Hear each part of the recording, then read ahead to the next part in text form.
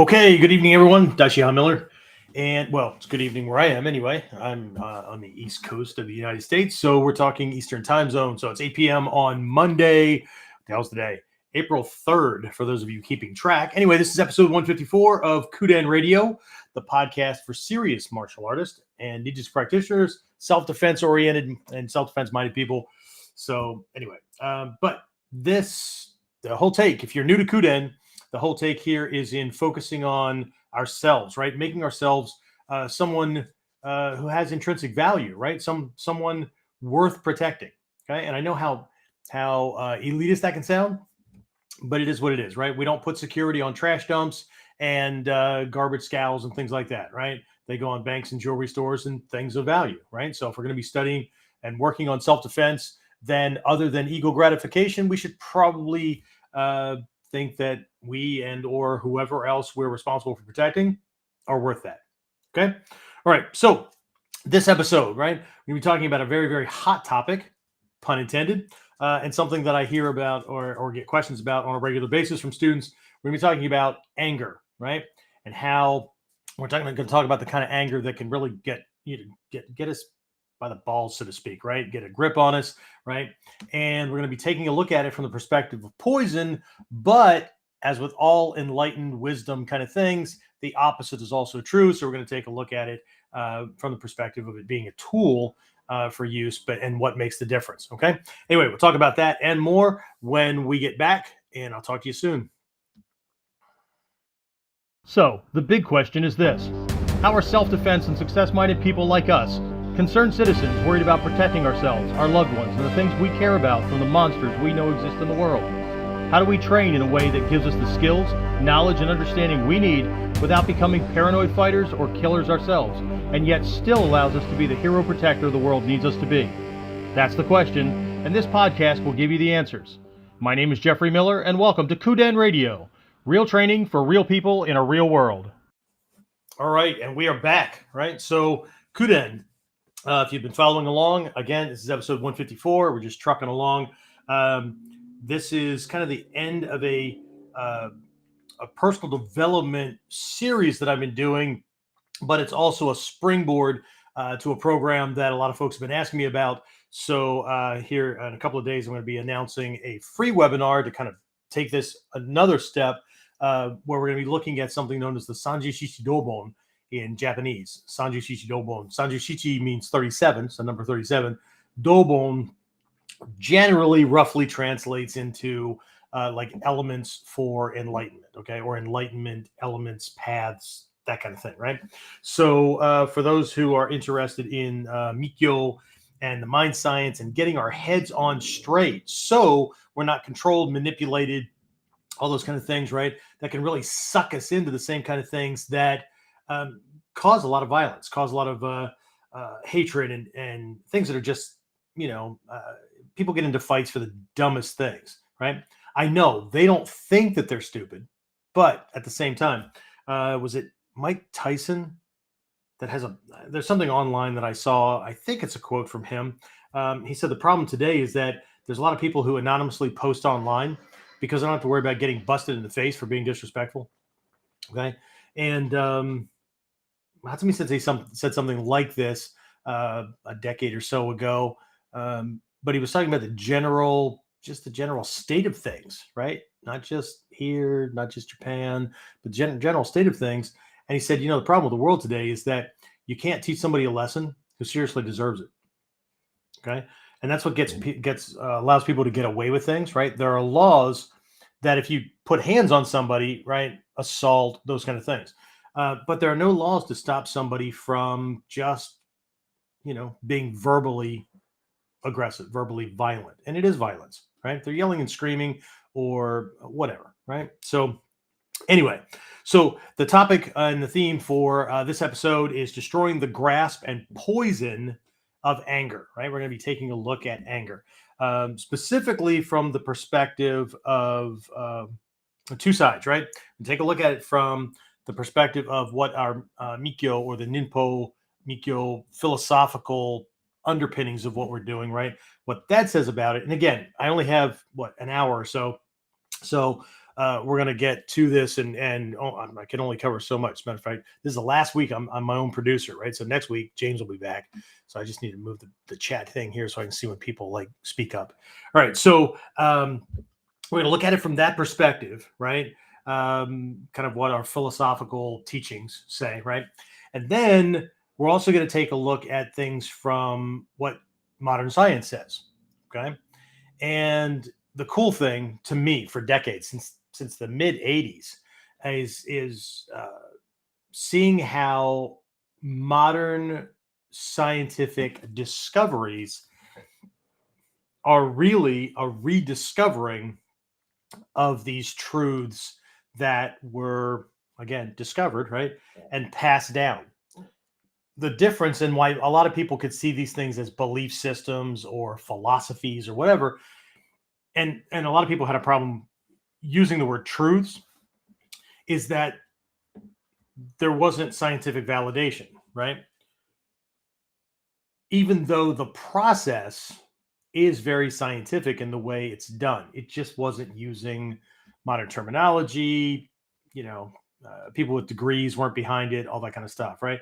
And when people get a hold of these things, right, they can go from a religion to something like this and want to tag that word religion or belief system or whatever on it, and all they're doing is playing a game of substitution, when really what you're doing is comparing apples and pickup trucks.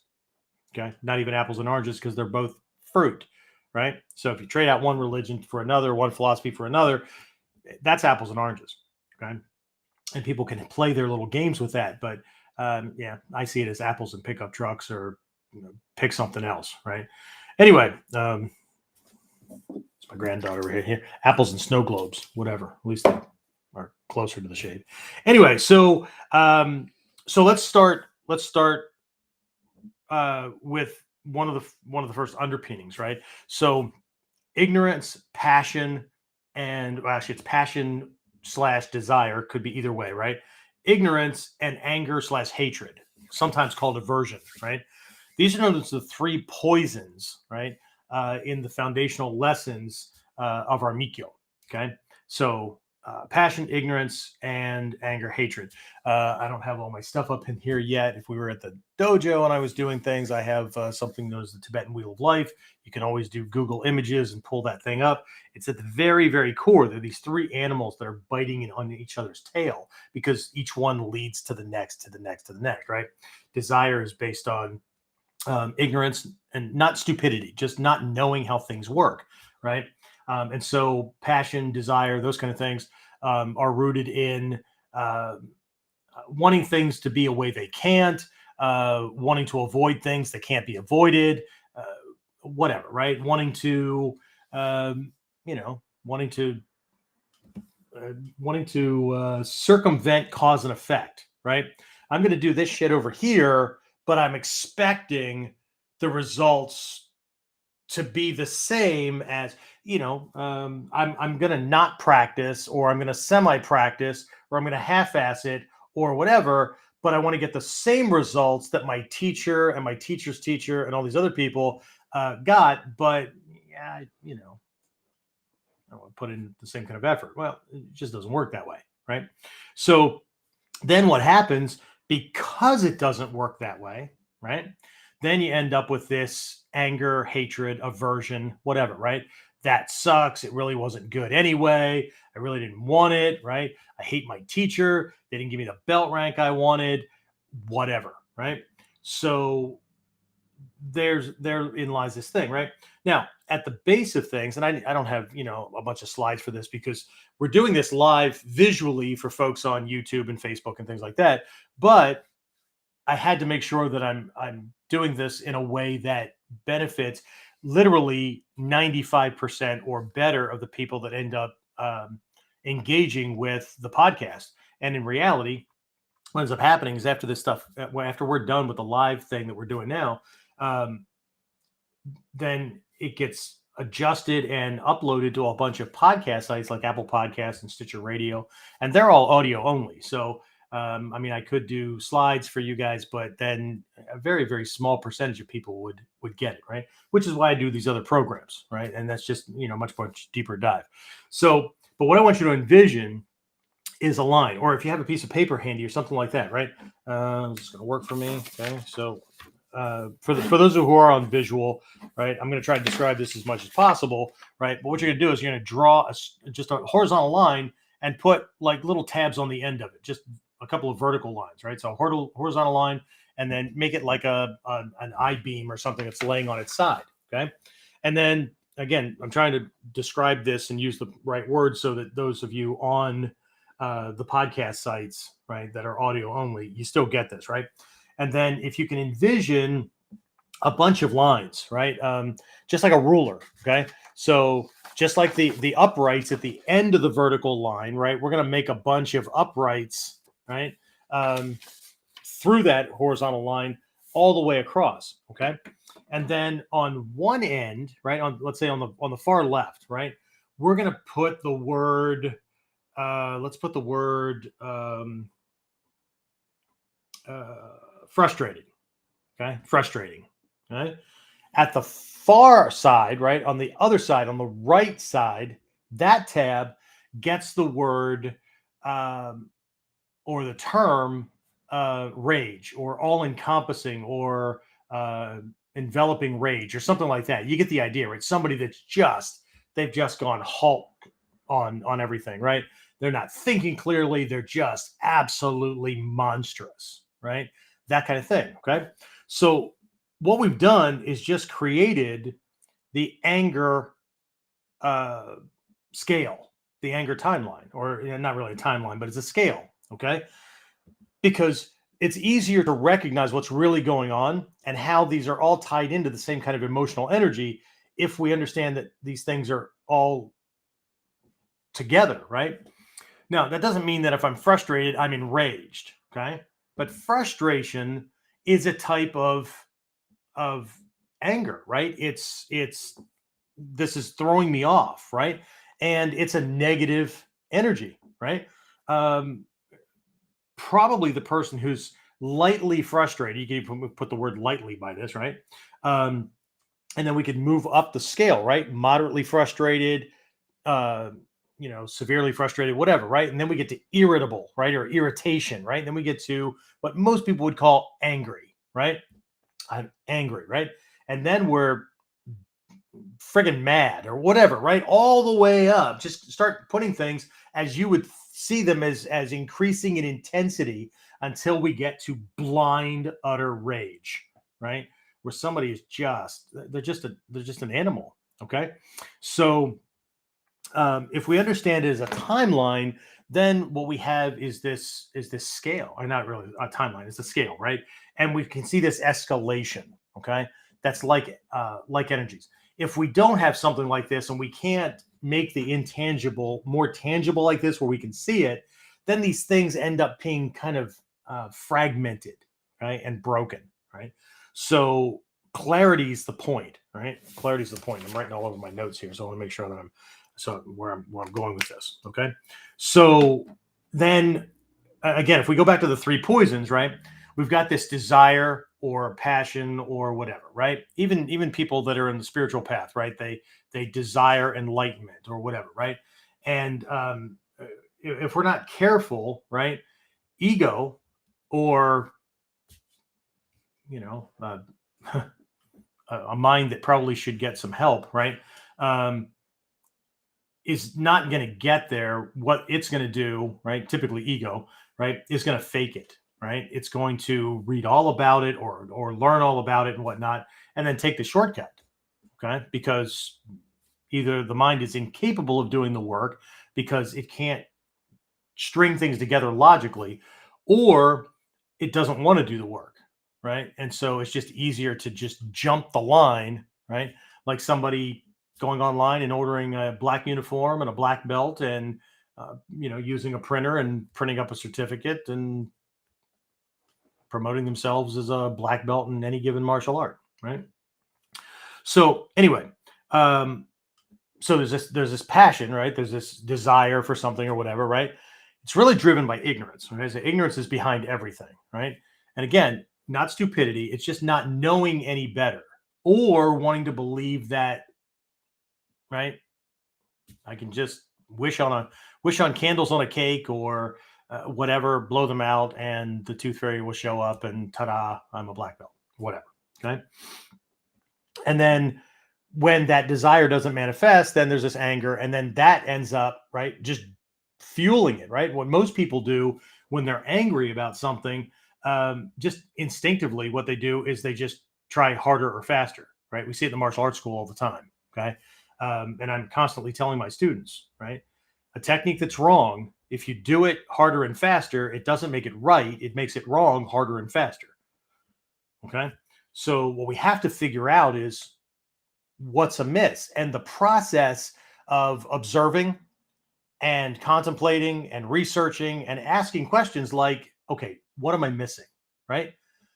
That illuminates the darkness. So now we're not operating based on ignorance, right? We're not just, I saw my teacher do a couple of moves. He did something with his arm like that to the other guy's arm like that, and he stepped back, and right. But there's a lot they still don't know about it.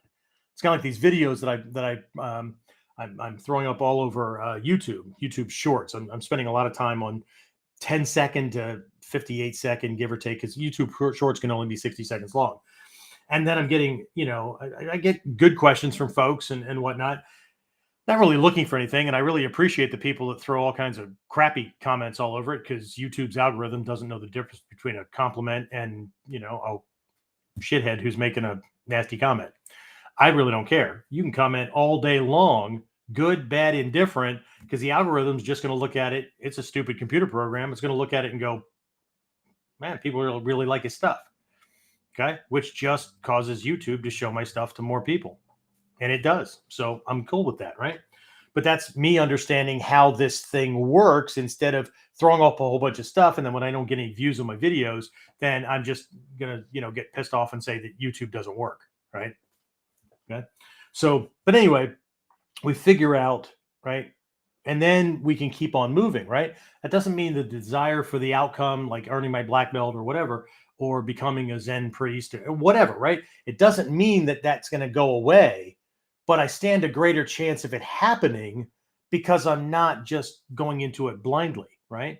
And that's also going to lessen frustration, anger, hatred, aversion, all those kind of things on the tail end, because things are actually working out. Okay. But anyway, right. So, but here's a question I'm going to throw out, right? Is anger good or bad? And again, if you catch me, I'm looking off to the side, my laptop's over here. Again, I'm my own producer for one more week. James will be back next week. So that'll be cool, right? We'll have a little, I don't know, ninja party or something. Anyway, right. So, so somebody in, awesome. Okay. Awesome. Okay. So, the question is anger good or bad? I don't see a whole lot of folks interacting at the moment. I see that there's a good half a dozen or so on, but either way, right? The question is yes, no, and both. Okay. And we're going to get to that and why. Okay. So here's the thing. At its worst, we've all been there, right? And if you haven't, then either you are an alien, you live all by yourself, and you're perfect, and I don't know. I don't know why you're on learning something, right? Or you live in Egypt next to a river called denial. Okay. And anyway, right? So at its worst, anger can burn us up, right? From the inside, just it can injure others. Okay. If I lash out, right? And if it's pent up and repressed, it can actually lead us to depression, certain types of insanity or psychological imbalance, right? Or it can lead to a passive aggressive mindset. Okay. So you can only hold things in so much. Okay. And we can't deny that we have it, right? Because to deny that, we're going to look at it later when we get to the science part of it, right? If you truly don't have it, then there's something off in the biology, right, of the brain, because all these chemicals are naturally produced, right, by the human brain. And so then we have to question, right? Is there a problem? Is there like a sociopathy going on, right? Is the person a sociopath? You're not, because you're enlightened, right? But are they a sociopath, right? Where they're completely disconnected. There is no emotion. So if they don't have anger, they don't have happiness, compassion, empathy, nothing like that, right? Everybody's an object, and they do things for their own benefit. Okay, everybody's just an object, right? Psychopaths, well, that you got enjoyment, right? I don't know that there's anger there. They're doing it from some kind of deviant enjoyment kind of thing. You can look all this stuff up. Anyway, so in the spiritual world, right, where for the most part, right, across multiple religions, multiple spiritual practices, including this one, right, at least to a point, right, all anger is seen as bad, okay, but this passive aggressiveness, right, that can come out of this, right, because again, a lot of it comes from trying to suppress things, right, trying to suppress the urge, or anger comes up and I'm just not going to say it. I'm going to smile. I'm going to do the pious thing, that kind of thing, right? One of two things can happen, right? Again, it's going to end up being passive aggressive, right? And you have to know what you're looking at to see it, but it can be internalized, in which case what will happen is you'll end up with this hyper focused and highly energized inner critic, right? You're not supposed to get angry. God damn it, Jeffrey. Pay attention to what you're doing, that kind of thing, right? So it's all internalized, right? We become our own victim. Or externalized, right? Then what happens is it gets projected outward toward those who aren't doing it right. They're not following the rules, right? They are assholes because they're not in the organization anymore, right? They're whatever. Okay. So I'm not saying that either isn't a valid point, because we may not be paying attention. We may not, we're trying to be mindful of ourselves and make sure that we are, living intentionally and not accidentally. But we're talking about this highly charged kind of thing that's going on. And so because I'm repressing the expression of anger or frustration or whatever as it comes up, right? Ire, anything like that, right? It's going to do things, okay? And it can cause a type of insanity, right? Outwardly, though, then you get this passive aggressive kind of thing where somebody, you might be making snide comments or these side, offhanded kind of things, and then somebody calls you on it. And you go, I didn't say anything, right? Or I don't have to say anything. You already know, right? Right? You know what you're doing, that kind of thing, right? We just weird, crappy kind of things, right? Certainly not clear. Certainly not based on any kind of compassion or anything like that, right? Again, same with the martial art. All these things, right? It's the same, right? If we're having a problem with a technique, right? Instead of getting clarity, or instead of trying to back up and ask the right questions, we just, out of frustration, keep trying the same thing harder and harder and keep messing up, and whatever. We could end up quitting, in which case that doesn't serve us at all, right? Or we could blame the teacher, right? They suck. If they were a good teacher, they would have taught me right, and I wouldn't be making this mistake. So I'm going to go find somebody else. Or I blame the martial art itself, right? This art sucks. It doesn't work, whatever. So I'm going to go do that one over there. And then the person keeps racing around to these other things, right? I mean, we've all met people like this, right? They buy a program. Could be a martial arts program or anything, right? We'll just do online, but it could be a book at the bookstore, whatever, right?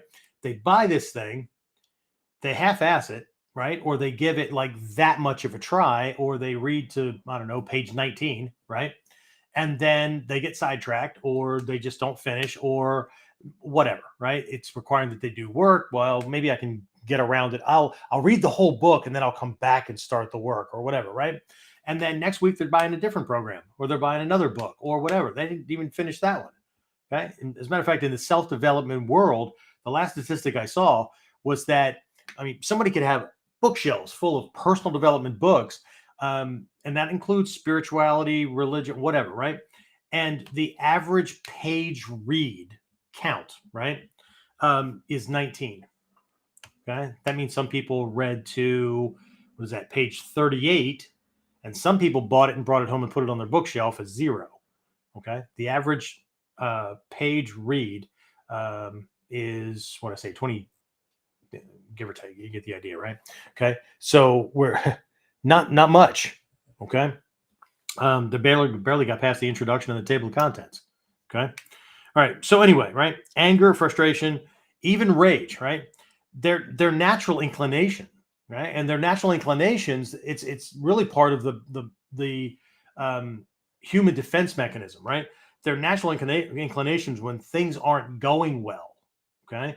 There's discomfort, there's whatever. I mean, we're born this way, right? When a baby's uncomfortable or hungry or in pain or whatever, right?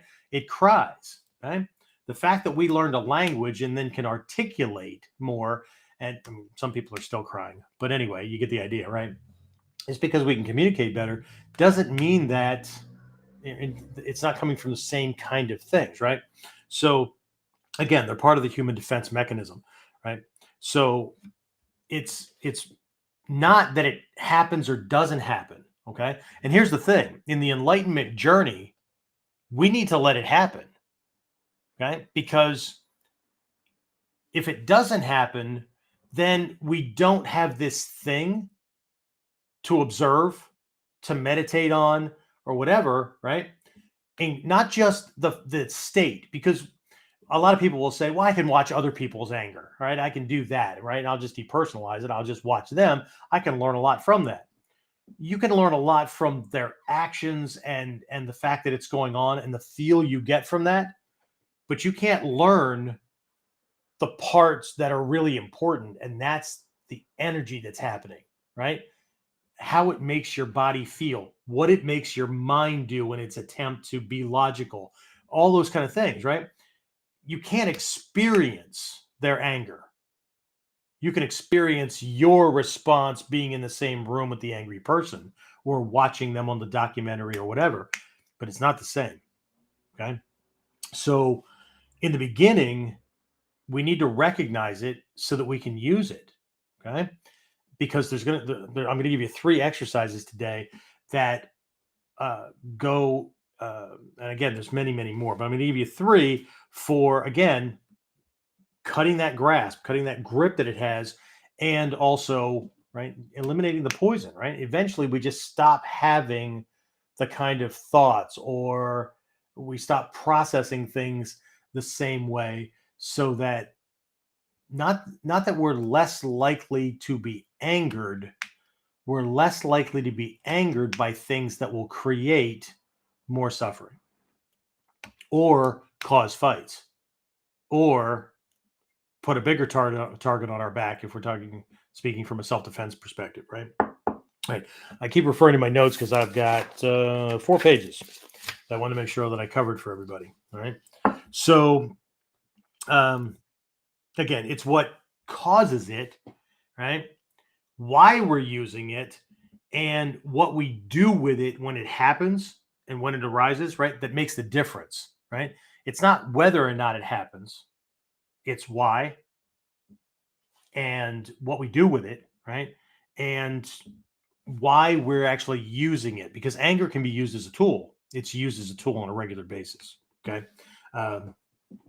There are certain types of bullies, manipulators, those kind of things, right? That use anger to get their own way, because they know that if they flare, everybody acquiesces because they don't want the screaming going on. So it's just easier to give the spoiled child of 47 or however old they are, right, the toy, so that it shuts the hell up, right? But by doing that, they also enable the child to continue doing it. Okay. And now we live in a culture where, well, let's just enable the insane to be insane. Because, that's natural for them. Yeah. Okay. And radioactive waste is a natural byproduct of nuclear fission. Anyway, all right. So, in our Vajrayana traditions, right, also known as Mikyo, for those of you who are following on the Japanese side of things, right, there are 2 characters I want to talk about. Okay. One, most of you know, right? Characters called Fudomyo, right? Fudo, Fudomyo means immovable light king or queen because they're gender neutral, even though Fudo is typically, image wise, is typically depicted in male form. Okay. But it's not like women can't bring out this character and whatnot. Okay. I'm going to just talk about a couple of differences here, right? So the second one is called Vajra Yogini. Okay. Like Vajra, like yoga, but it's Yogini, Yogini. Okay. So uh, Vajra Yogini, it's excuse me. There's diamond truth practice, that kind of thing. It's Vajrayogini is typically seen as the essence of all awakened ones. Okay, so where Fudo is dressed in a robe and standing upright, right? Typically standing upright or sitting in Fudoza or Rengeza, the lotus position, whatever, right? It could be sitting or standing, very upright, right? Very upright, holding a sword in one hand, holding a coiled rope in another. Okay. Um, uh, their hair, her hair, right, tied in a seven section top knot, goes down the back of the head, and then kind of lays across one shoulder. It's very, very not stoic because they've got this face. I'll explain this in a minute, right? Contrast this with Vajrayogini, right? It's typically seen in feminine form. Okay, one leg up, like Shiva, if you know that character, right? In a kind of a dancing posture, right? She's carrying a sharp knife, which, like Fudo's sword, right, uses it to cut through ignorance, anger, that kind of stuff, right? Illusions, that kind of thing, right? Um, her hair is untamed, right? It's like, right? um, uh, but again, like Fudo, the face, right, radiates a wrathful expression. Okay, so Fudo's got this grimace, two fangs, one points toward heaven, one points toward earth. There's like 113 different symbolic references on the images, whether it's painted or statuary or whatever. Okay, um, so the point of both of these characters is that um, on the spiritual path, right? Um, as well as just the expression of truth, right? It's not always nice. Okay. It's not always calm. And it's not always what we might think of as conventionally spiritual. Okay. So, what we're looking at is where, she's wild, right? And her body is, again, like Fudo, right? Now there's like red Fudo, blue Fudo, yellow Fudo. They all have different representations or different symbols, but typically Fudo is seen as skin's red, just like Vajrayogini, right? Skin is red. It's red with the heat of what's known as yogic fire, which is this spiritual passion to not only be or get enlightenment to happen, but to, by any means necessary, drive all beings to enlightenment. Okay. So, but surrounded by flames of wisdom, right? And these flames of wisdom symbolically burn away impurities, right? The things that get in the way, cause us to be stupid, right? That kind of stuff, right? So the idea here is that anger is transmuted from a self-serving, egocentric response, right? Anybody who, I don't know, maybe they have kids, right? This is a very specific type of parent where the kid does something and it's harmful to somebody else or it irritates them or whatever, and the parent laughs.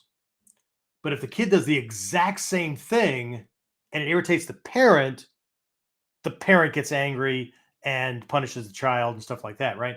So the truth is that action, the child's going to be confused, right?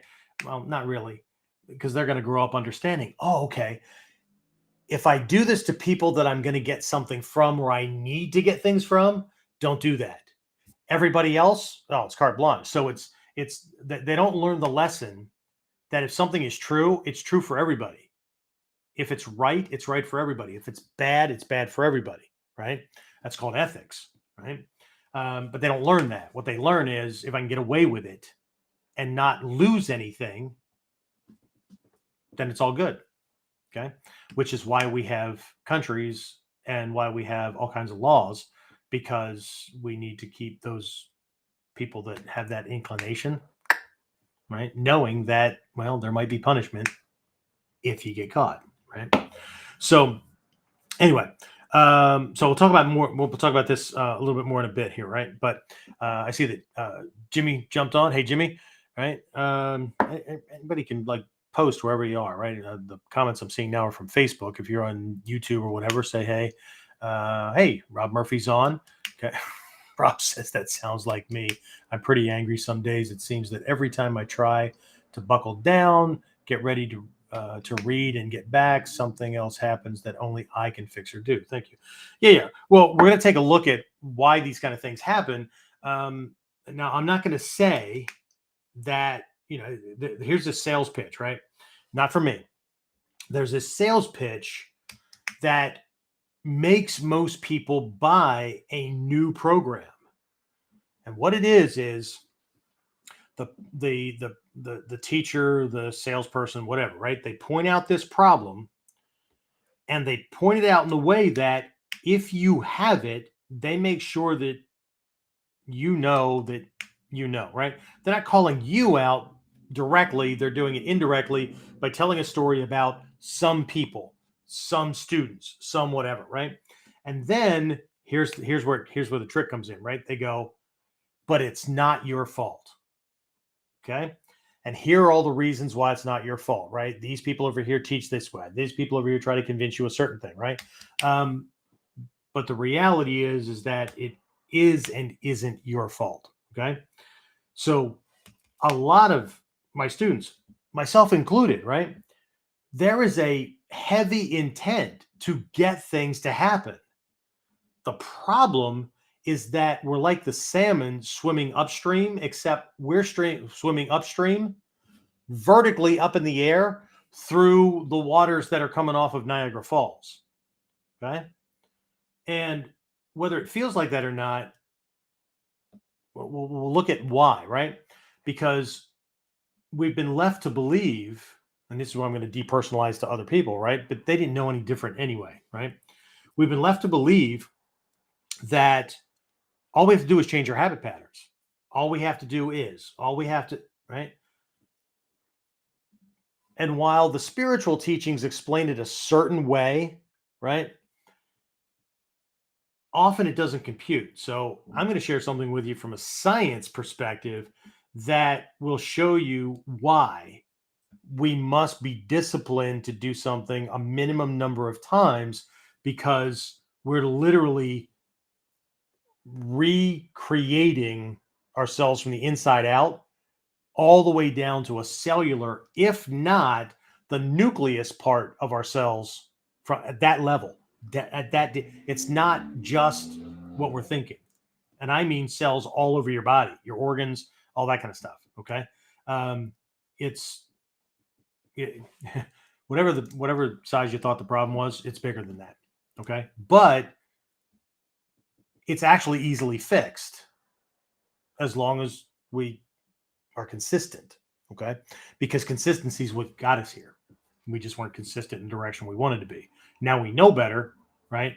The problem is that school didn't provide us with lessons for, right, this kind of thing. School provided us with lessons for knowing a lot about, or knowing enough about a cross section of occupational fields that we could choose what we wanted to do for the rest of our lives, okay, and then be a good worker. Okay. So, and I mean, I like learning, but truth is truth. Okay. All right. So let's look at why one would want to control the fire, the anger, the hatred, the aversion, whatever. Okay. So again, one of the three poisons. Okay. So we live in an age where we're told it's okay to express anger. Watch the news, right? People are screaming in the streets, whatever, right? Okay. And I'm not saying that you shouldn't not like whatever, right? The status quo, the way the government's doing things, the way that group over there, whatever. Okay. But let it all out. Even the in certain psychiatric circles, right? Let it out, right? Let it out, right? But typically you're letting it out in a controlled environment, right? Like the counselor's office or whatever, right? Putting a pillow up against your face and screaming as loud as you can or whatever, right? But the Buddha actually would disagree, right? From one side of the training, one side of the lessons, they would disagree. Okay, acting out anger, and this is where karma, right, cause and effect, and that idea of samsara, right? It's a bit like being on a freaking merry-go-round you can't get off of. Okay, in the beginning, it's pretty fun, right? After a while, you're like, okay, this is less fun. Okay, I'd like to get off now, but you can't because what we're doing habit-wise and the program we've bought into just keeps it going. Just keeps it going. Hey, Richard. Okay, so acting out anger makes it easier to do so again in the future. Okay. Now I'm gonna do a little sidebar kind of thing, right? Because I learned this a long time ago, and it was a military thing. Killing someone for most people is a gut wrenching, aversion causing situation, right? Watching the light go out of somebody's eyes, knowing you did it, that kind of thing, right? And even if the person doesn't ever speak of it, it takes a piece, okay? But the reality is that once it's done, it's easier to do it the next time, and even easier the next time, and even easier, okay? And there's a scientific reason for this, but right, the sting gets less and less and less. Okay. If you ever drop somebody in class, right? If you ever been in class with somebody who, had a heck of a time applying a technique to somebody, even slow motion or hitting them or whatever, right? Because, they were taught a long, long time ago. Nice people don't hurt other people, right? You probably taught that as a kid. And here they are as an adult trying to learn how to not die, right? And well, my wife just got home and the dog now knows it. So I'm going to open a door here quickly and let him out. Otherwise, we're going to have a different conversation.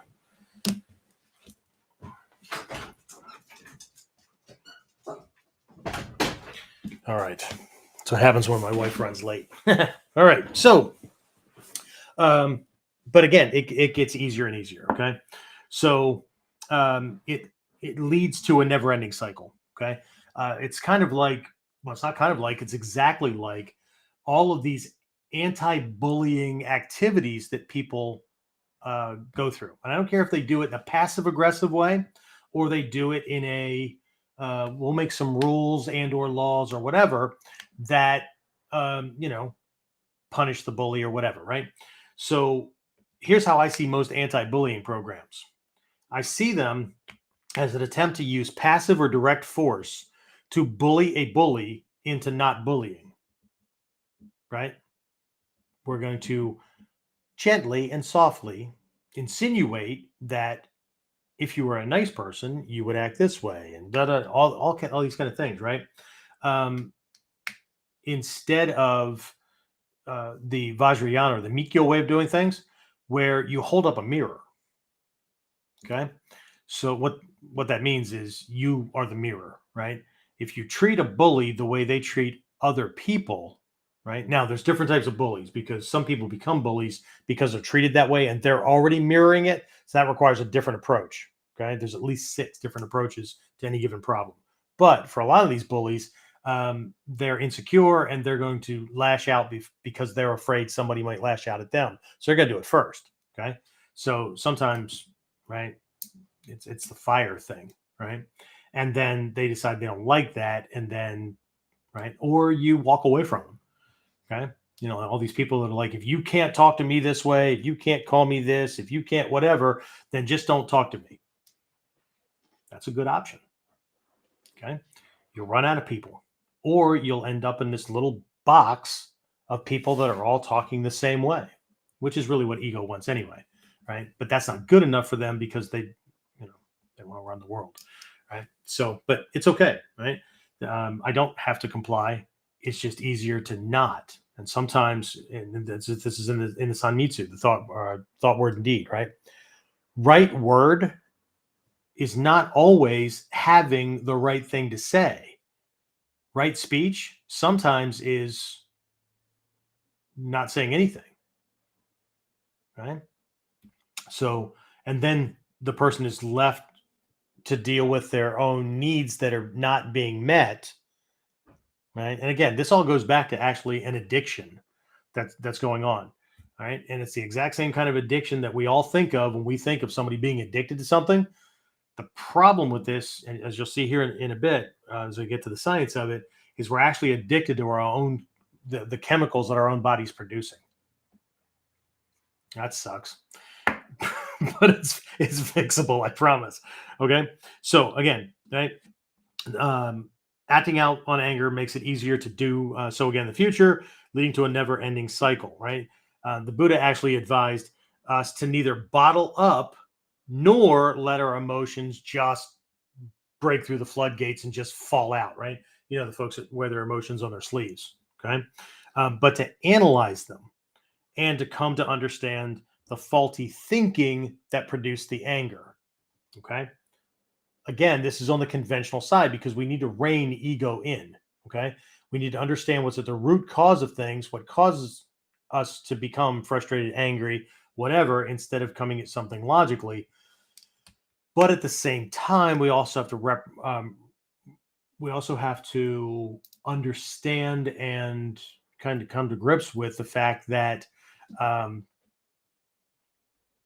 nice doesn't work on everybody. Okay, for some people, if you're nice, they don't feel uncomfortable, so it's easy for them to just like sweep it to the side, and then there's they can get on with their lives, right? All right. So let's talk about the science because I brought that up, and I've been kind of alluding to it here for a little bit. Just get a quick drink. I talk for a living, so my throat dries out a lot.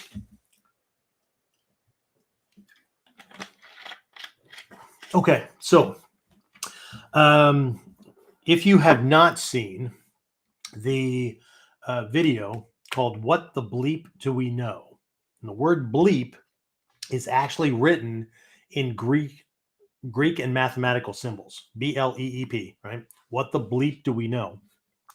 It's actually a fictionalized story. If you know who Marley Matson is, she's an actress. She's deaf, actually, but you never know it except her speech is off because she's deaf.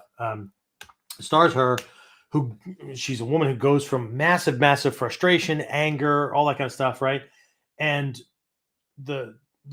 it's kind of a scientific documentary with a storyline overlaid over it so that you'll actually watch it, right? But you watch her learn these lessons and come out transformed on the other side because she ends up learning about the science behind how this stuff works. I highly recommend it, but you do you. Okay. So here's this little tidbit of science from What the Bleep Do We Know? Okay. You can get a lot of science understanding without all the science mumbo jumbo. Rob and I have this like little jokester kind of relationship that happens, right? So Rob, you would have liked this a lot because there's a lot of little cartoon characters acting things out. So it'll work out for you, buddy. Anyway, I love my students to death. Anyway, so there's this one part in there, right? About how we get addicted to emotional experiences. It's about addiction, okay? Because your body, right, is actually like at a certain level, it is a chemical manufacturing plant. We manufacture all kinds of chemicals, okay? Minerals, we transform sunlight into vitamin D. This is an amazing freaking thing, right? Um, but one of these things that we produce, right? Um, one of these chemicals or chemical like kind of things, right, are known as peptides. Okay, peptides are like amino protein chains, right? That's all you need to know. I'm not going to go super deep into it, right? But these things, these chemicals, right? These peptides, they plug into receptors on our cells. Tiny cell is right, and our cells have hundreds of docking ports for these peptides because we have to be prepared for whatever, right? Fight, flight, fear, happiness, whatever, right? All this kind of stuff, including, you guessed it, anger. Okay. So what happens is, you have the stimulus from the world, right? That gets filtered through your view of yourself, the world, how things should work back and forth, all that kind of stuff, right? And based on, remember those little things I talked about where it's anger is like a part of the defense mechanism, right? It's this response to whatever in our world not going well. The system could feel threatened. The system could feel like things are off balance and a challenge is coming, right? Way back in caveman days, right? Women or whatever people were aligning to the biggest strongest guy because that was power, right? That was the silverback gorilla that could protect the clan from whatever invader came in, right?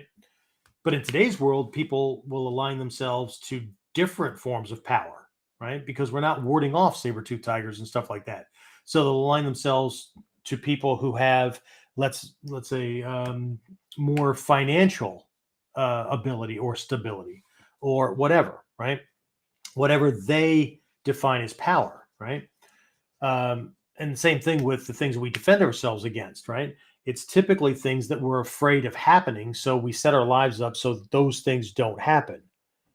But if whatever I set up gets a little shaky or that thing gets a little too powerful, right? Then there's a little bit of a system breakdown and these mechanisms start to rise up, right? The amygdala will send message to the hypothalamus, all kinds of stuff, right? It triggers the release of these chemicals, including these peptides, right into the bloodstream, right? These things, the bloodstream is the only thing in your body that touches every other thing in your body, right? Your blood. So chemicals dropped into the bloodstream are going to very quickly get to every cell, okay? And what happens is the peptide, right, comes in and lands in this. There's docking ports for it specifically. And as soon as it plugs in, it creates a change in state in the cell. Okay. Depending on the gravity or the chemical or whatever, it could just change the state of the cell, right? So the cell goes into this fight, flight, or freeze, whatever's going on. Okay. Euphoric because of happiness, lust, whatever, right? But if it's intense enough or it's the right chemical combination, it will change the cell all the way to the nucleus, right? You don't have to remember anything from junior high school or high school science. I promise. Keep this simple, right? The point is, it changes the cell, okay? And it makes changes to the cell, okay? And then what ends up happening is the more often the human body is very, very adaptable. Human mind, human body is very adaptable. So the more often we're exposed to the same kind of stimuli, right? Have you ever noticed in the beginning something's very like, I don't know, traumatic or shock, or you're infatuated with somebody, or there's love or lust or whatever, but over time that diminishes and you need more to get that same rush. And if you can't, well, then people do dumb things or whatever, right? Or they get distracted by something else because they're not getting a rush from this thing over here. Well, I used to do that, but it's not as fun anymore. So I do this over here. This is freaking awesome, right? Because we're looking for awesome, right? Or we're at least looking to stay away from it's going to fucking kill me or eat me or whatever. Okay? Excuse my language. YouTube, don't ban me, or Facebook, don't ban me because I said fuck it. Anyway, all right. So here's the thing. The more we do it, the more the cell gets adapted to that, but it doesn't stop there. When your cells subdivide, again, don't worry about it, right? When your cells split so that, you're growing and whatnot, your cells split. So this one, now it's called a sister cell, right? I don't know why. Don't ask, right? And then so this other one is going to end up dying off because of age and getting burned out and all that kind of stuff, right? The sister cells that are created during cellular subdivision have more docking ports on them for the peptides you use the most. And the peptides get you into emotional states. They're chemically induced emotional states. Okay. You don't need to go buy them. Just figure out what creates it for you. But it's kind of like marijuana. You'll burn yourself out over it over time because you just need more and more to do it, which is why it's called a gateway drug and all kind of stuff, right? Anyway, I don't care if you believe it. I'm just, anyway. So the sister cells have more, which means what? We've adapted, and now our cells are set up to get into the state that we like being in, or that we keep exposing ourselves to quicker. We're designed to adapt to our environment, which is why people live in North Dakota where it's fucking freezing, right? We're a hardy bunch. Okay. So if your coffee freezes from the parking lot to the front door in the wintertime, I'm not going there. Anyway, so, and again, if you're from North Dakota, enjoy your life.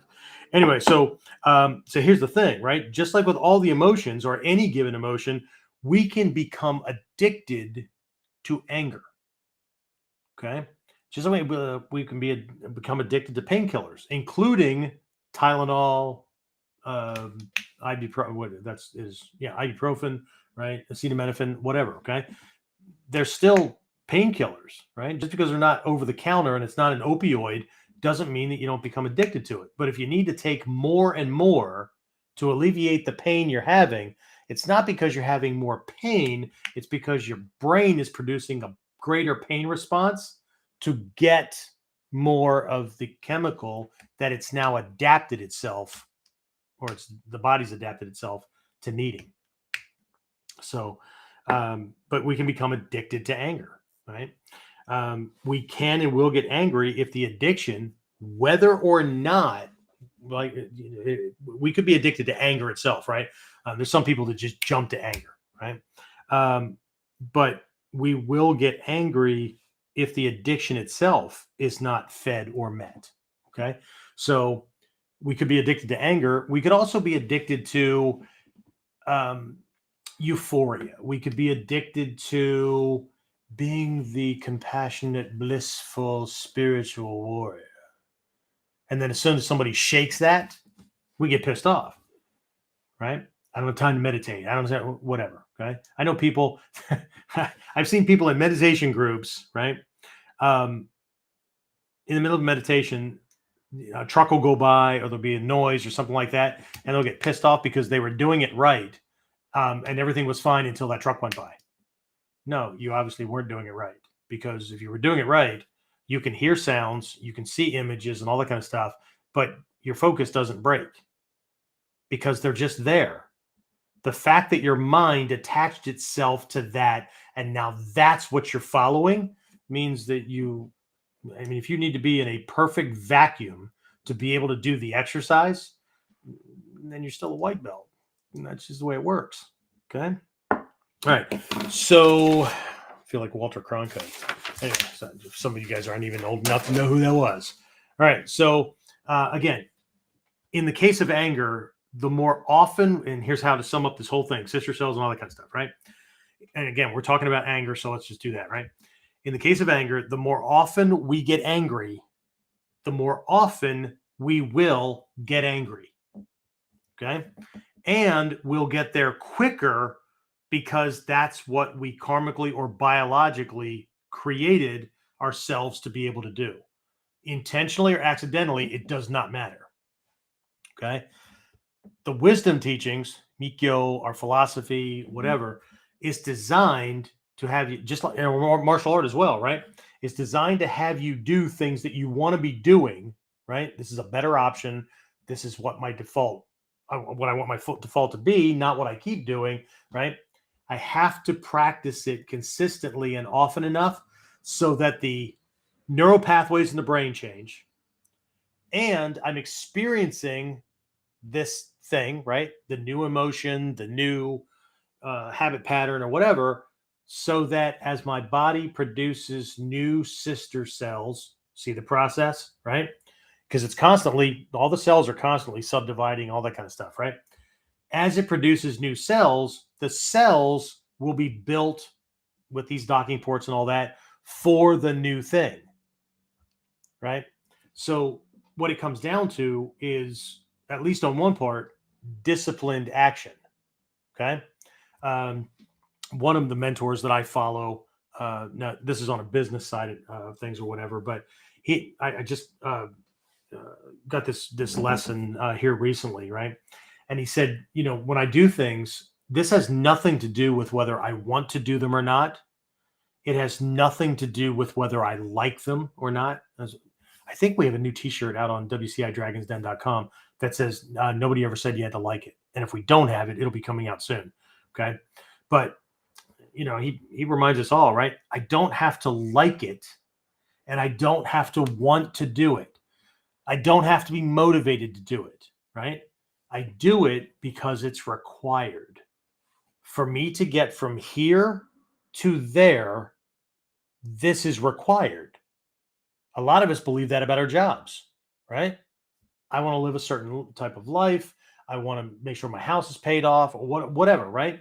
Then I need a certain amount of money. That means I need to work a certain amount of hours or get into a business that, produce. Okay. There's certain things that are required to produce that state. This has nothing to do with like, that has nothing to do with want. See, desire is out the window. Okay. Ignorance has been refashioned because, right? I'm not just going to throw things at the wind. This is required, right? Well, what if you don't like it? It has nothing to do with, again, anger, hatred's not going to pop up because there's no like or want to be thrown out, right? What I want is that condition, that state, that position, whatever. This is required to get there. So I'm going to do it because it's what's required. Okay. We're not going to have a conversation about how way too many people are being pulled around by their feelings, right? And you all know that I hate, one of the biggest things that if we're going to use the word hate, and I don't use the word hate loosely, okay? One of the things that bothers me the most are when people use the word feel where the word think belongs, because they are two completely different, not only functions of the brain, they're two completely different experiences. One is very cold, very logical. Feeling doesn't come up. Now, it can induce feelings based on what we're thinking about or, whatever. But getting things done, processing a math problem, whatever, right? Very cold, very analytical. There's nothing, right? The experience is very stoic. It's cold and impersonal. Okay. Feeling, right? That's something different. Okay. But if I'm letting my thinking and logic be controlled by how I feel, you ever have somebody come and talk to you about something that was really simple, right? Really not a big deal, but they're still pissed off from something that happened to them 5 hours before, and it makes for a completely different experience. And somehow you're now the surrogate for that person that did whatever at 10 a.m. this morning. Okay? Changes everything. Okay? I don't like to communicate via text or email when I know that I need to be very clear. Okay. And I understand that vocal tone not just controls, but influences how someone picks up my message. It's not just the words I use, it's body language, it's vocal tone. If I don't have, maybe I can't do a video chat because the person I'm talking to is working or in a different environment or whatever, right? Then it's going to have to be voice. And now it's vocal tone, those kind of things, right? I understand how that influences. What most people don't give any thought to is when they're reading something like a text or an email, how their own emotional state causes a certain translation to those words. It puts something over them that the person who said it may or may not have meant at all because it's being filtered through our emotional state. Okay. And partially thinking, right? If I like that person, then they could say something that they're really pissed at me and I might take it as a joke up front, right? And then they have to catch up and remind me that no, they really are pissed off. Okay. If I don't like them, they could have told the best joke in the world. And I could not like it just because of confirmation bias. Okay. So, anyway, this is where clarity and wisdom come in. Okay. And that's why Fudo has this sword, right? This double-edged sword cuts in all directions.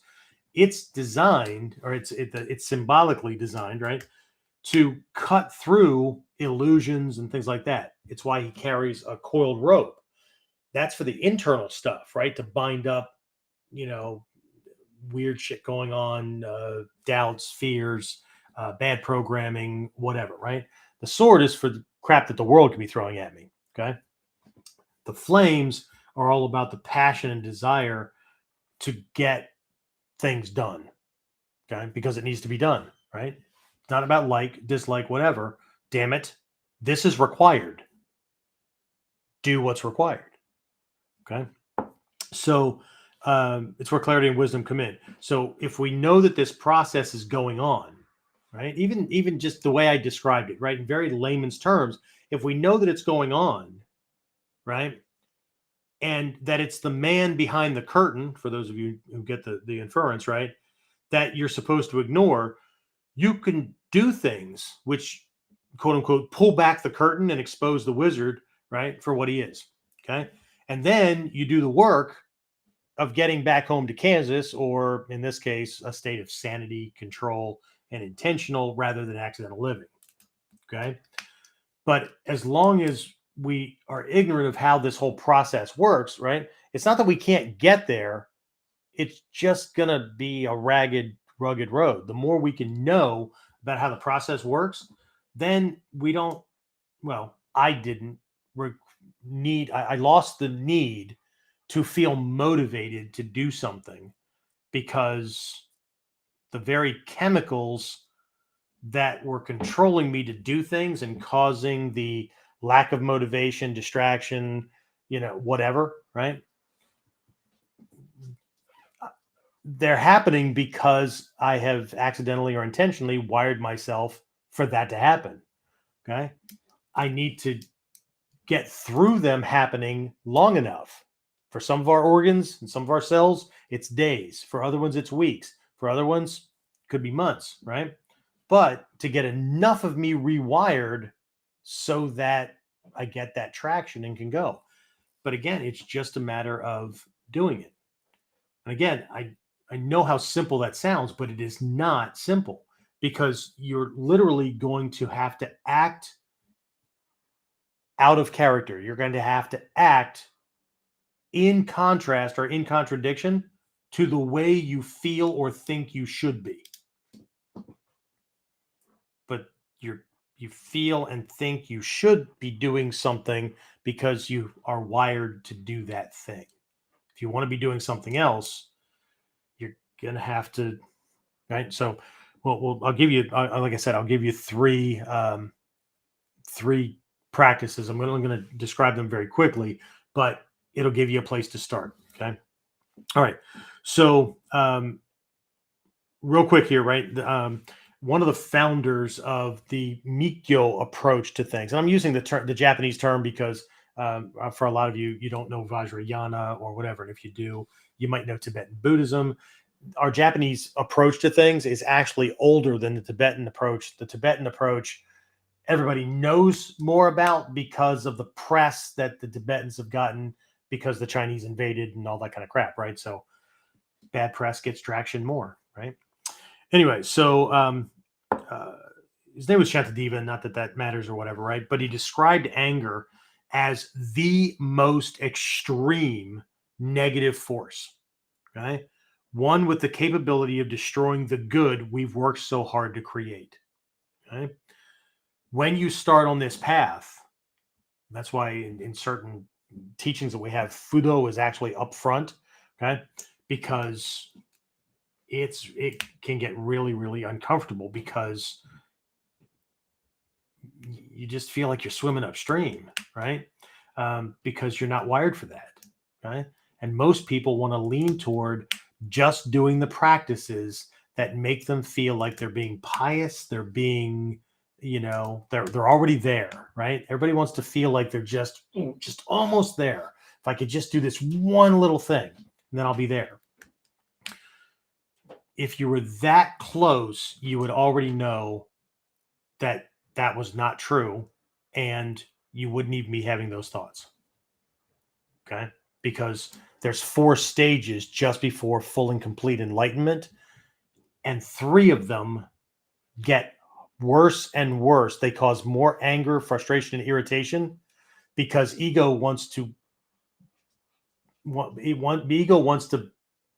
believe that it's already there because the practice is making it give up the last of its handholds. Okay, and it will keep working. So people, and this is why people end up quitting just before they get their black belt. They fall short just before accomplishing a goal and stuff like that, right? Because, right, the struggle's over, man. I'm gonna make it. It's right there. And then the next thing you know, something happens, and now they have something else that they can blame, right? Because if that didn't happen, man, I'd have made it, right? But that's the reason for aiming beyond the goal that you want, because that kind of thing happens, right? I want to blow right through the thing that I really wanted. And, even if I make that other thing, right, I'm so far ahead of where I would have been if I would have just aimed for that, right? Okay, so anyway, again, destroys the good we've worked so hard to create, right? Think about that. One moment of anger, I'm just reading from his words, right? One moment of anger combined with access to, now he didn't use these references, but anyway, one moment of anger combined with access to a gun can completely change someone's future from a life of freedom to a life behind bars, right?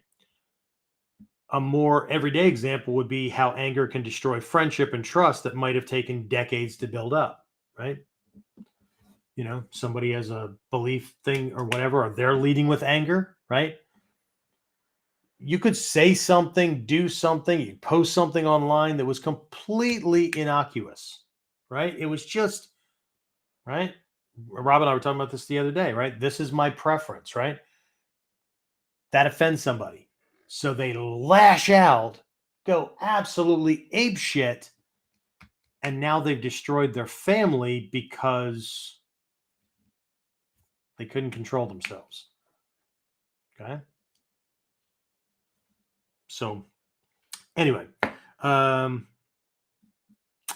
let's see. Ultimately, anger is more dangerous than all the world's bombs, guns, and knives put together, because those guns, bombs, and knives typically aren't used unless there's anger behind at least one side using them, at least in the beginning, right?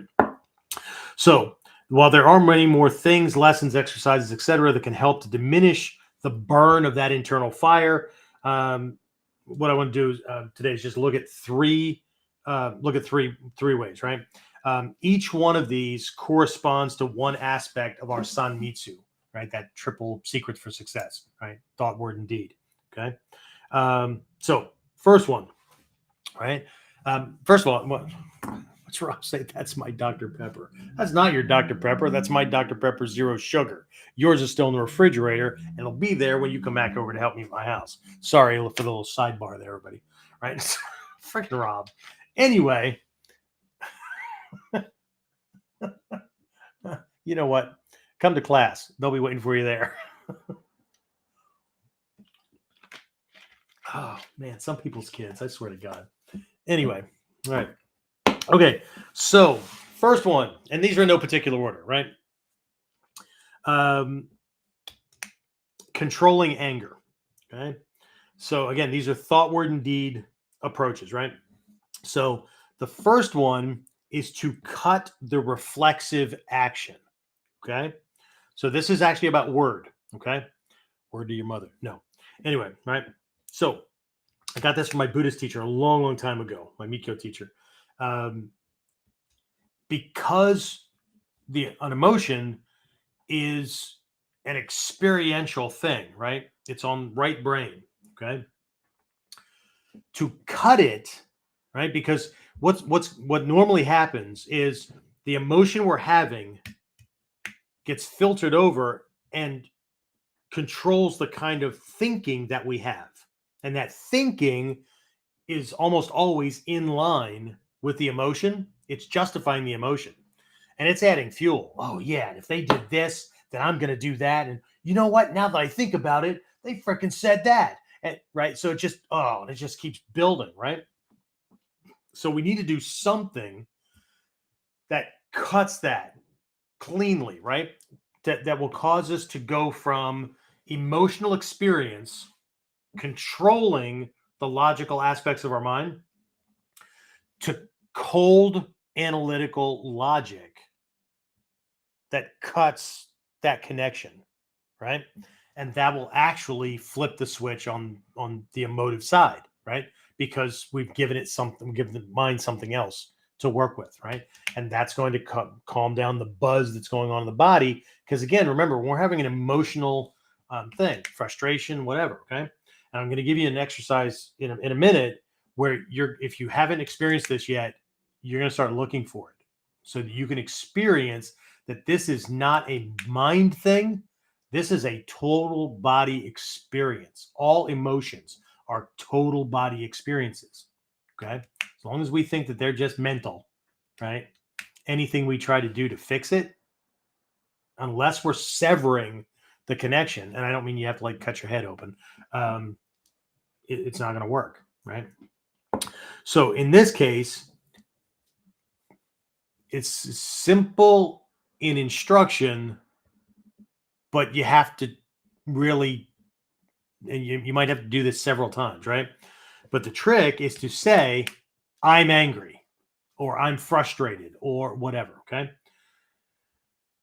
Again, you might have to say it a couple of times, but what you're doing, and you need to say it out loud. Don't say it in your head. Say it out loud so you can hear yourself, okay? Because what you're doing is speaking the truth. I'd say you're speaking truth. You're using your analytical, logical mind to speak the experience. And because you have to use the logical part of your brain to say, I'm angry, instead of being all infused in the feeling and then using other thoughts to feed it, like dropping firewood or gasoline on it, right? You're going to say, I'm angry, right? And you might have to say it a couple of times, but what you're doing is using the left brain to acknowledge, I'm angry. I'm angry. Now, you got to be careful that you don't go, I'm angry. Goddamn right, I'm angry. And here's what, right? Because you just like fall back into the fire, right? But what you're doing is using your left brain, right? Very cold, very scientific, very analytical. Move everything over there so it starts to cut the sting, okay? The better you get at it, eventually you won't even have to do that. You'll actually be able to throw a switch and turn off, okay? Now, it's very creepy to some people because you'll be able to do that when you're happy, when you're sad, all that. And it's kind of disconcerting to some people, okay? And it can look sociopathic, right? Where you just seem like, the hell was that, right? Because people aren't used to someone who has that kind of control. But when I'm happy, I'm in that state of happiness. When that needs to be done, I need to focus over here. If we have a hard time getting over here, then I can't start this job right now because I'm still thinking about the other stuff or whatever, or I'm lamenting that I can't do that anymore or whatever, right? It's like dragging a big ass anchor, right? With a little rowboat. Okay. Same thing. If I just went from like, maybe I was working on the workplace violence book I'm working on, right? So maybe I was typing this stuff out, being very like analytical, trying to convey things to C-suite executives and companies and whatnot. I'm typing this thing. And then like my grandson comes in, he's just learned about jokes, right? So he comes in and grandpa, okay, I got another one to tell you, right? He tells me this joke or whatever, right? Now, his jokes are cute, right? But what I think is funny is how just the way he laughs after he tells it, because he gets it, right? He's got this little snorting laugh when he does it, right? So that makes me laugh, right? It's his response to it that makes me laugh, but like I can get into this experience with my grandson, okay? Unless I can't drag this big ass anchor away from, because you imagine, grandpa, let me tell you this. So he tells me this joke and I go, that's very funny. Okay, go play.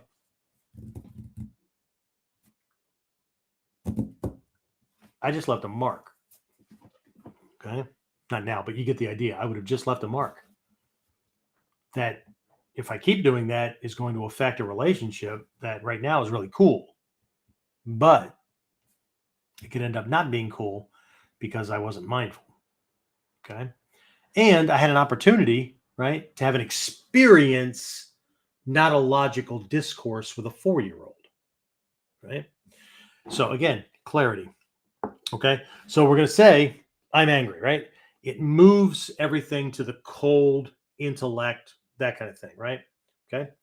So let me see, just make sure I didn't miss something here. Okay. So another thing that we can do, right? There's a couple of things I'm going to give you here, right? And one is kind of a bridge, right? It's a body and a mind thing, but this next one I'll give you is about deed. It's all body. Okay. So second one is you lift your chin a little bit more, almost like, I don't know, in a doorway. There was maybe a, I don't know, strap hanging down or whatever with a little something here. You could just kind of like reach up and kind of bite.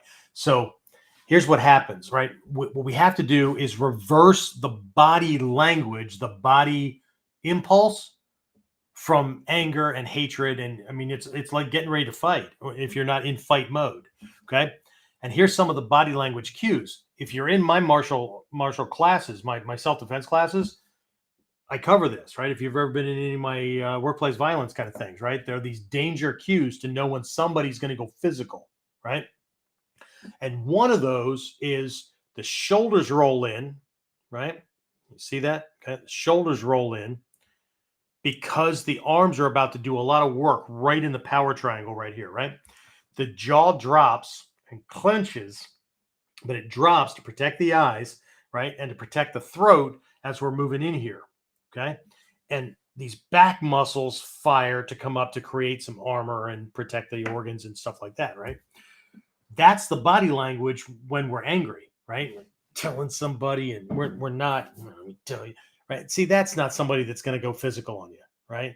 The more they come in and get more directed and everything's that kind of thing, right? It's very different, right? So what we want to do is do the opposite thing. So we're going to go chin up, right? We're going to relax the arms, right? Do everything we can to just make them go more dead weight and relax them, okay? So it's a different perspective, right? It's the opposite of the chins down, arms up, right? For fighting, that kind of thing, right? And we're going to take a deep breath, okay? So instead of being like, right, where the breath is quick in, quick out, that's this fiery state, right? Let me tell you some that kind of thing, right? There's this choppy, right, or this loud, right? We're going to lift the chin, drop the arms, take a long, deep breath. Again, you might have to do it a couple of times, but this is a trick in our KUDEN training where what most people learn is you do the thought word and deed, right? You do this thing with your body and whatnot as a part of the whole thing. But what we're actually doing is what the body does when it's in that state. So there's two ways to flip the state. You can visualize and either speak or breathe a certain way, right? Or whatever, put the stuff together, right? Or what you can do is start imitating the breathing and the body language, right? That put you there. So you can do it mind first, or you can do it body first. So for those who have a hard time doing it mind first, like I'm angry, I'm angry, I'm angry. And then just start listening to the words.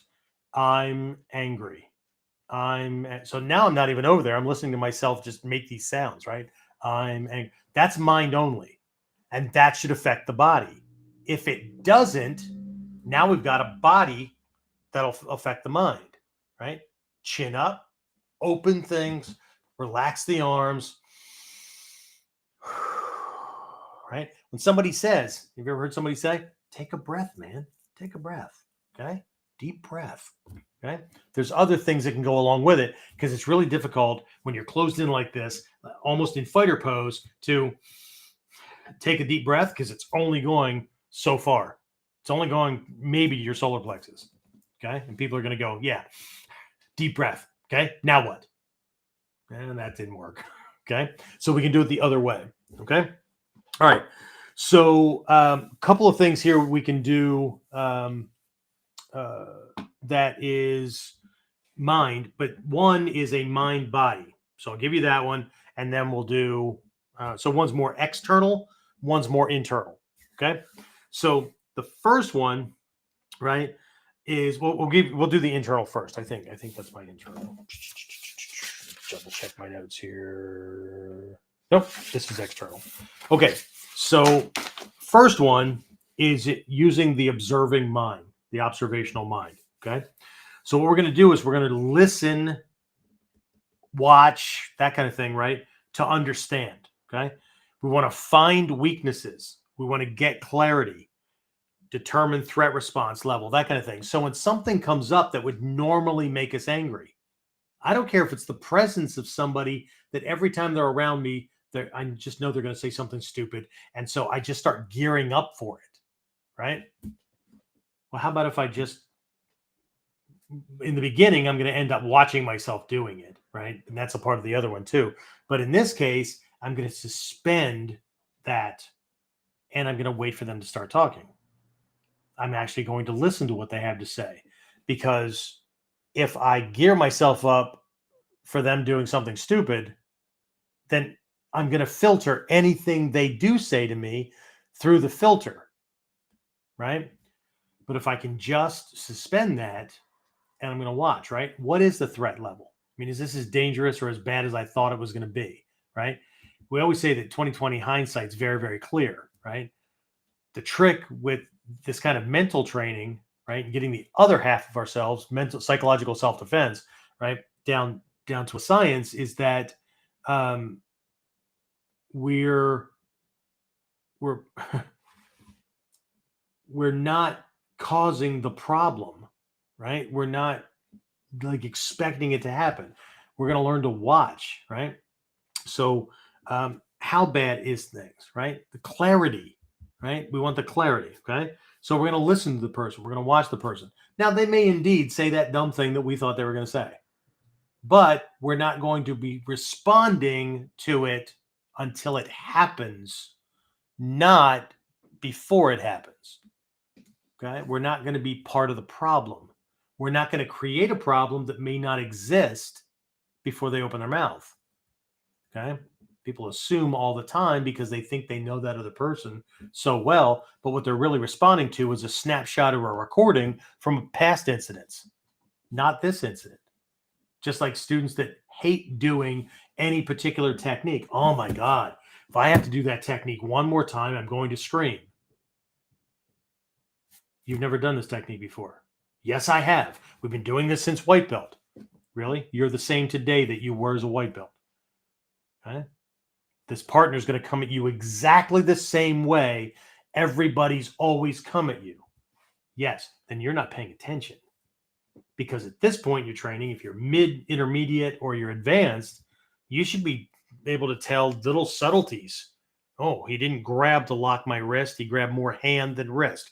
Or he grabbed right in the middle of the wrist, but it's not locked. Or he grabbed more forearm than wrist. Or his fingers are in a different place and his thumb's in a different place. So the opening's in a different spot. Okay. If we do the technique as though we've never done it before, as the me that I am now against this particular person reaching this particular way from this particular angle, I have never done this technique before. I've done the model, but it's never going to be the same. If I always say I love you to the person I love, the same way, same inflection all the time, right? We see each other, we leave. We're saying it. Eventually, it won't have any meaning. Sometimes when somebody says I love you, I go, great. Thank you. That's really great. Okay. Now, if they come back with, well, you're supposed to say it too, then now I have to question whether they said it because they meant it and wanted me to know, or they said it because they were trying to elicit a response from me so that I would say it to them. That's a game I don't play because it's not authentic. And I know how crazy that sounds too. And that's a habit that's hard to break. Oh my God, if I don't say it, they go apeshit. I'm sorry. For you, I'm sorry. Okay. How does it feel to be intimidated into telling somebody that they're loved? Anyway, right? So the external thing is just paying attention to the situation a little bit more when something's coming up instead of making a mountain out of a molehill kind of thing, right? The second one is this seishin, right? This clear mind kind of idea, right? This is observational mind, but this is internal work. So I'm giving you 2 for the mind. So I guess I'm giving you 4 different exercises, right? Okay. So this one's about working on and observing yourself when things get triggered, whatever, right? Because what we're trying to do is ferret out, is this a habitual response that I developed on my own? Or is this a learned response because at some point back, I learned or was told or was programmed that this was the right response? You know, like you called my name. Would you call my mom? Right? Because in the neighborhood I grew up in, right? You don't insult anybody's mom. And then I was obliged, right? I was obligated to defend my mom. And except that none of the names I ever used for my mom were accurate.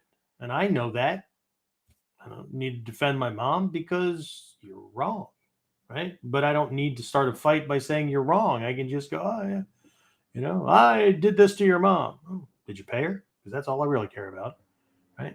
Because I understand that shuts down what he's trying to make happen, clarity and wisdom, okay? As opposed to the obligatory, I now have to fight, put my life, you know, my well-being at risk for something that was just stupid. You don't let people call your mom names. Not letting them. They're doing it all by themselves, right? Again, is it worth dying for?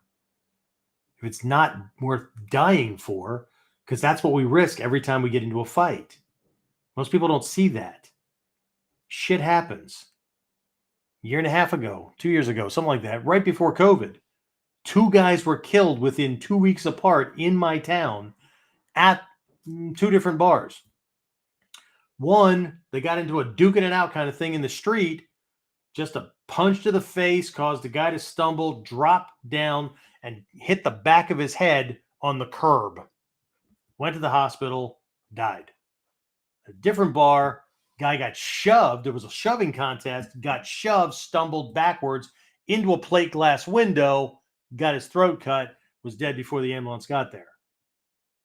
Not intended. It wasn't, you know, attempted murder, nothing like that, except 2 guys are now sitting in prison because they ended up killing somebody over a dumb shit comment.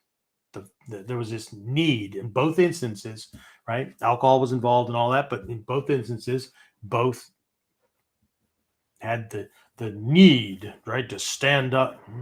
Okay. So in this case, we're going to work on ferreting out and being much more clear on learned instinctive triggers, because even the natural responses, right? Instinctive triggers, so you can't be manipulated by your anger or by certain thoughts that routinely induce anger. So we're going to figure out what makes me tick. I'm going to figure out what makes me tick. Okay, when these things happen, right? What's a better response, or what's the logic behind it, or whatever. I'm going to pull Rob back out here again. I've gotten over the Dr. Pepper comment, Rob. So anyway, Rob and I were just talking about this over the weekend, that we're not getting any younger, right? And at this age, a lot of stuff that we used to flare up about, right? 20 something, whatever, right? In the military, we used to call it young, dumb, and full of, it rhymes with young. Anyway, just now we laugh at it. It's just not worth, whatever, right? So just like when you were young, you might have wanted that hot motorcycle or that hot car that just right screamed. Everybody knew you were in town, right? Except it cooked off 50 gallons to the mile, right? And now what I learned along the way was, no matter how fast this damn thing is, I'm going to stop at the next red light, and I'm going to have to stop at the next red light. Okay, I've learned that I'm going to end up stopping at red lights. So now I'm going to go from one red light to the next red light in comfort and style, and not blow my paycheck the first day or two on gas. So I've got more money and more time and less anger and more energy and all that to enjoy other things in life. Okay. So anyway, that is what I have. Right. So, I don't know if it was hidden in there or not. Hopefully not. Right. But we want to look at, right, because anger is a poison, right? Oh, did I go? Oh, the anger, right? Sorry, I was wanting to come back to Fudo and Vajra Yogini before I forgot, right? So there is such a thing as Vajra anger, okay? And so because anger's natural, right? So in Mikyo, anger is actually a tool as well, okay? Because the reality, and I mentioned this earlier, right? For some people, right, you can't give them that look, or you can't give them the logic as to why their action was bad or whatever, right?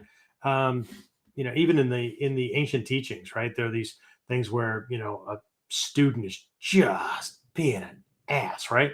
And the teacher has tried to do the calm route, they tried to do the logical route, they tried to do the observing mind route and whatnot, and then sure enough, teacher takes off his sandals, smacks the freaking student right upside the head.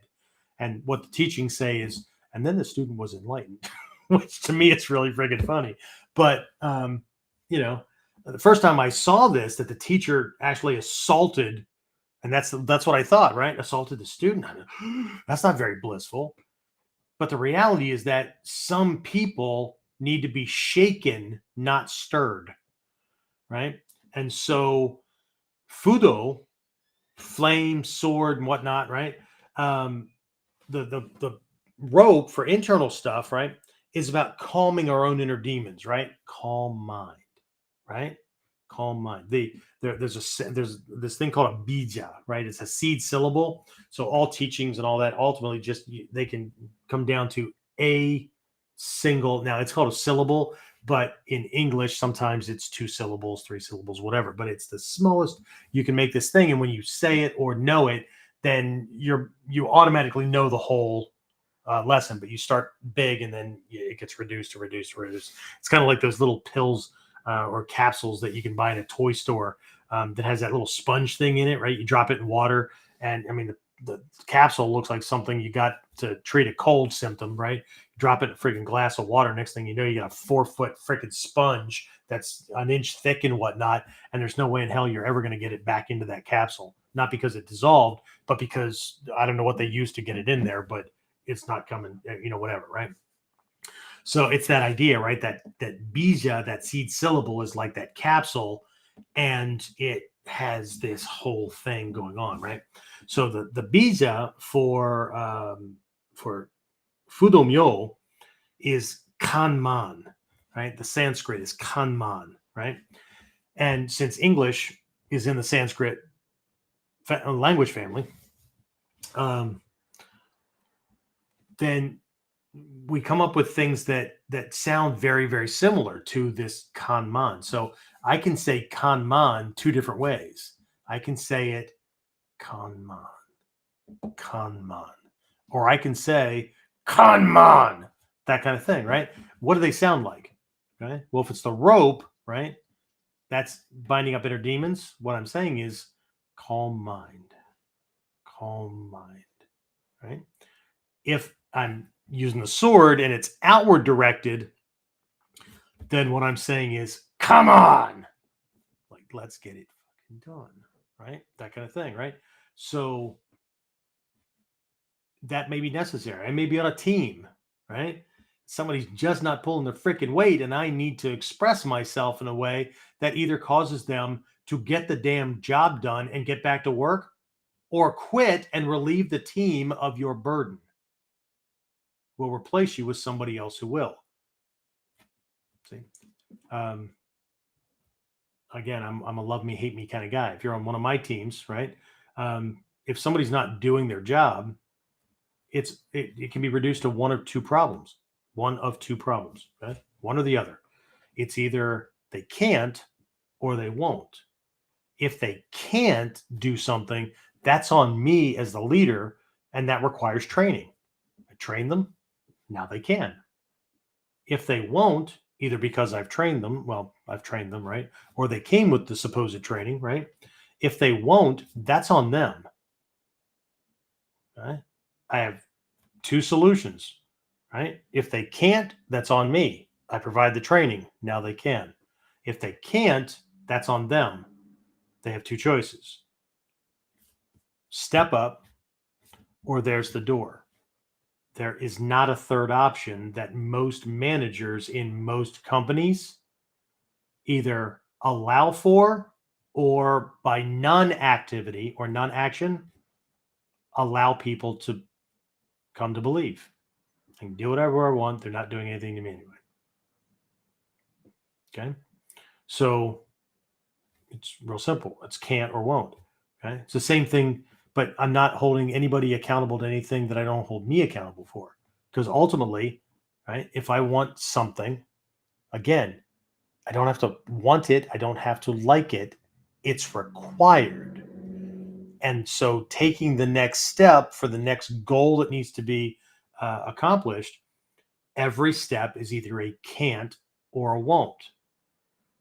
Well, if I won't do it, then, well, I guess that's not happening for me. Right. But again, it's not a won't, because won't implies I don't like it. I don't want to do it, whatever. Doesn't matter if you want to do it or not. You want that thing over there? You got to do this thing. It's required. Okay. And can't, well, that just tells me I need to learn something. I need to fix something. I need to get something, whatever. Now I can't accomplish that one. What's the next thing? Okay. And if I go down a checklist, I don't go down a checklist like got that, got that, got that. It's, do I have what I need? Have I accomplished this task? Right? Have I completed the requirement? Next. What requirements have I completed? What requirements have I not? What do I need to complete the requirements? So that's just left brain analytical kind of stuff, right? Because the goal is to accomplish the thing. And then see, once I get there, that's not cold and analytical. Now I get to have the experience and the enjoyment of having the thing, right? I can enjoy a more peaceful, less stressed life because I took the time to develop the skill sets necessary to stop some jackwagon from coming at me or my family. Right? So anyway, so the thing that often confuses people. See, Vajra anger, this tool, right, is, and I think I've mentioned this before in different contexts and different episodes, but we'll do it here, right?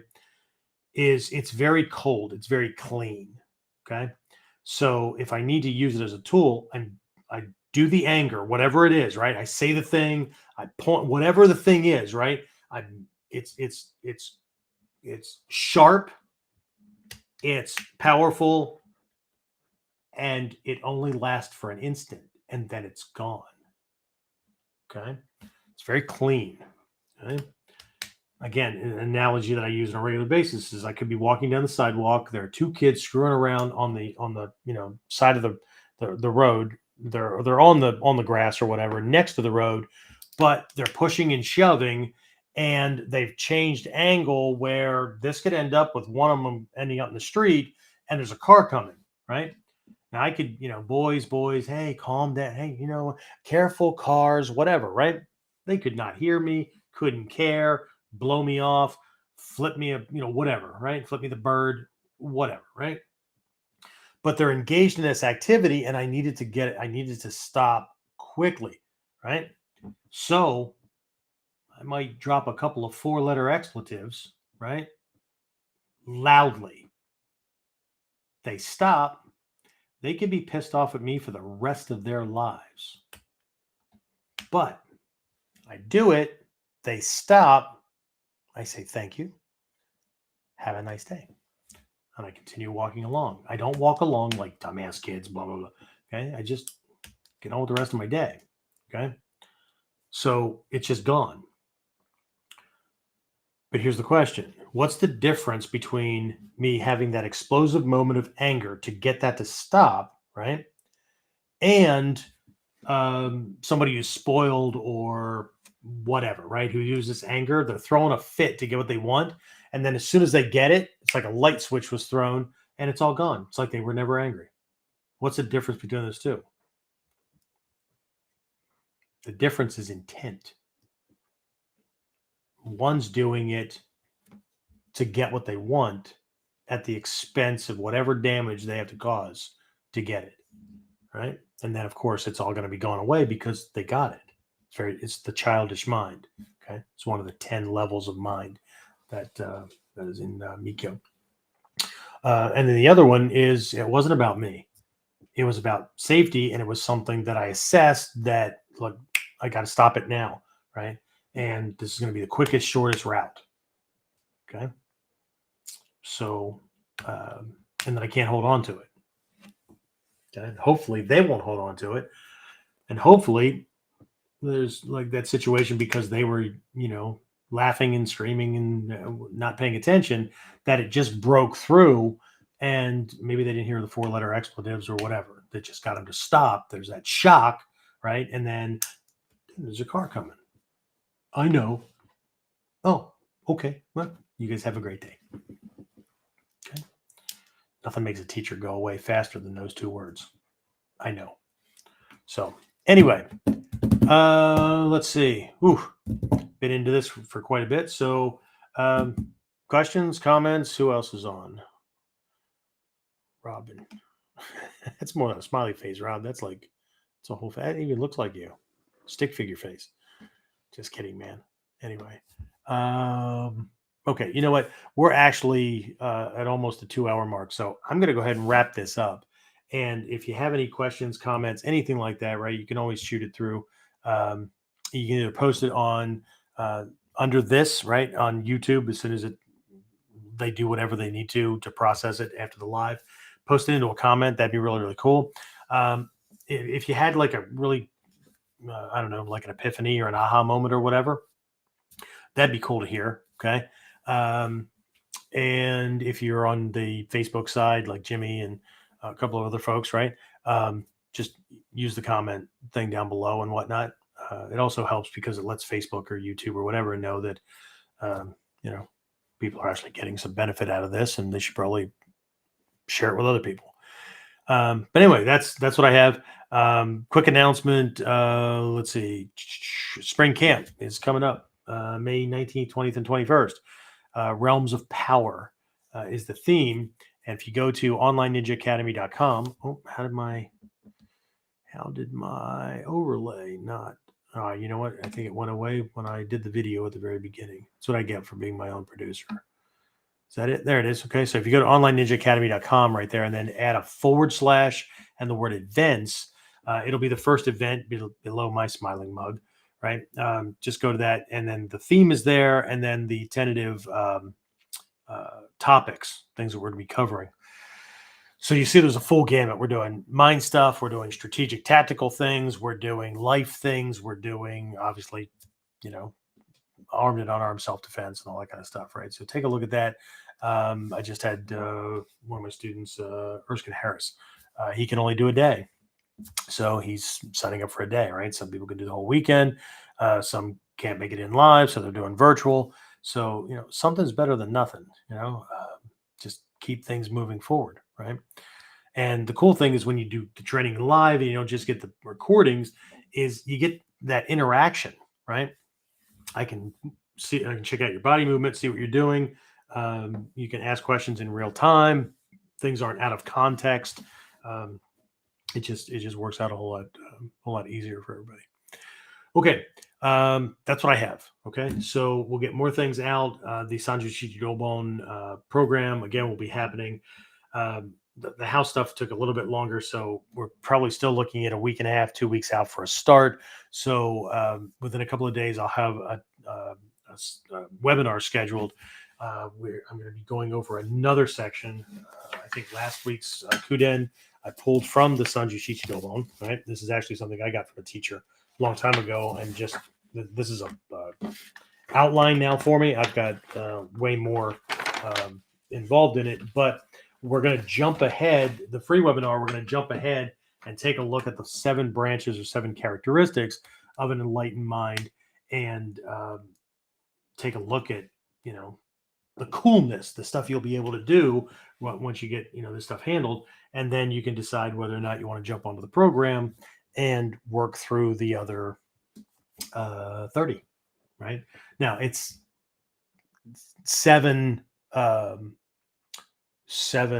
categories of lessons, and then there's things within each of those. So don't think that it's like, oh my God, there's 30 of the, ultimately there are 30 exercises, 30 contemplative meditations, those kind of things. But we're going to take it, chunks, right?